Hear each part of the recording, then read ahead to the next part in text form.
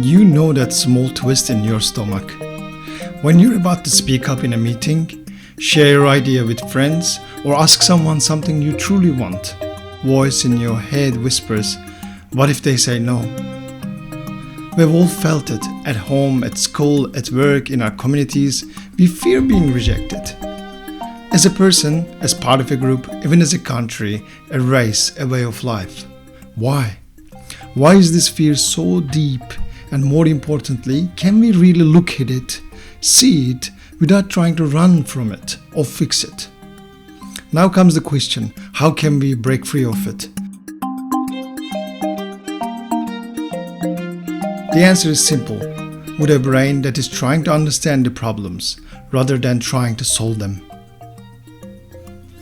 Rejection exists because we build a world of division. Division between you and me, between my group and your group, between the right people and the outsiders. If you want to learn more about division, go and check out my video, The Illusion That Keeps Us Divided. From that moment we are young, we are told you belong if you fit in. You're valued if you meet certain standards. Otherwise, you're out. This is not just in society, it's in our own minds as well.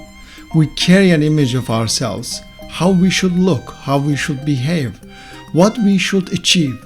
When someone says no to us, it's not just a request of being turned down, it's our mental self-image being bruised heavily. Almost like a punch in the eye, it's like a punch in the brain. Why we crave acceptance? We all wanted to be accepted, to belong. Because belonging feels like safety. Being alone can feel insecure, uncertain.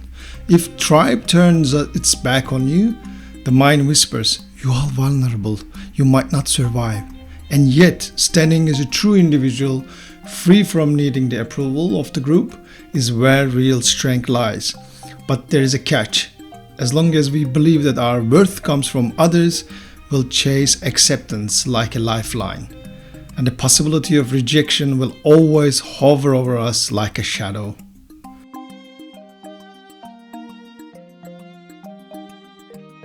One might ask the question, what happens when we are rejected? What really happens? Yes, maybe a door closes, but maybe you lose an opportunity.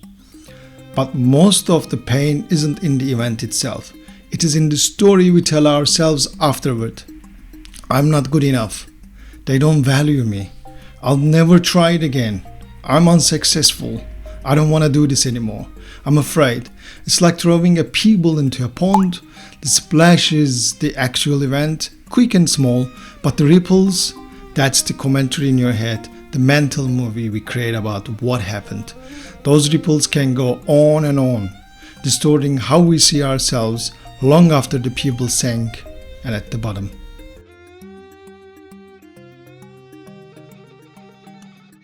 Fear of rejection can be like invisible chain. It's all around you. It keeps us from speaking our truth, from taking risks, from stepping into new adventures. I know someone who stayed in the same job for 15 years, even though she hated it. Every time she thought about applying somewhere else, she pictured the interview panel shaking their heads with saying a big, giant no. That image alone was enough to keep her away from trying.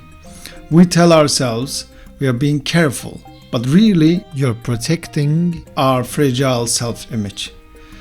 And the tragedy is, this fear also blocks the genuine connection. If I'm always performing to be accepted, I'm never fully myself with you. And if you are doing the same, we're just two masks talking to each other. Here's the thing. This fear of rejection lives in thought. In the constant commentary about what might happen, what others might think of you, or what has already happened in the past. Thoughts spin scenarios. They might not like me. They'll probably say no anyway. This will turn out like the last time. It was very difficult last time. And each scenario feels real because we are identified with it. But there's a space that is in you deeper than thought.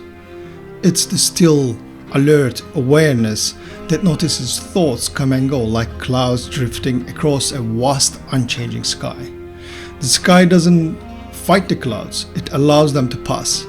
When you sense that space, even for a few seconds, you step out of the mind's grip. You're no longer lost in the story. You're not the slave of the mind anymore. Rejection, acceptance, praise, criticism, they become passing forms in that space. They arise, they fade, and the space remains untouched. Here's the beauty. This awareness is not something you have to create. It's already here. It has been here through every success, every failure, every yes, every no in your life. It's simply overlooked because we are so absorbed in the content, in thoughts, in emotions, and mental images. You can practice reconnecting with this space in the smallest moments. Looking out of the window, not labeling what you see, not judging the weather, just letting the view to be what it is. Putting your shoes on, feeling each movement without mentally jumping ahead to where you're going to go. Waiting in the line, feeling the aliveness in your palms, in your head, feet, aware of simple fact that you are here. The small openings add up. At first it might be a few seconds of stillness, then it becomes a couple of minutes, eventually it starts to live in the background of your being. So that even while you think, speak, act, there's a quiet spaciousness behind it all. In this spacious awareness, you see that you're not just the content of your life, not just your thoughts, emotions, or the self-image. You're also the space in which all of it arises. And when you live from that space, rejection no longer defines you. You can be told no without shrinking, criticized without collapsing, and even praised without being inflated. Because you know, at deepest level, none of these forms can touch who you truly are. So this week, take a deep breath as usual any way you can. Notice where fear of rejection shows up. See it without judgment. And in that moment, take a breath and sense the quiet presence beneath the thought. It's that space that real freedom is found. Not in always being accepted, but in knowing you are already whole with or without anyone's approval. As simple as that. You're there by yourself, alone, happy, content, full. Just take a deep breath and remember, I am alive.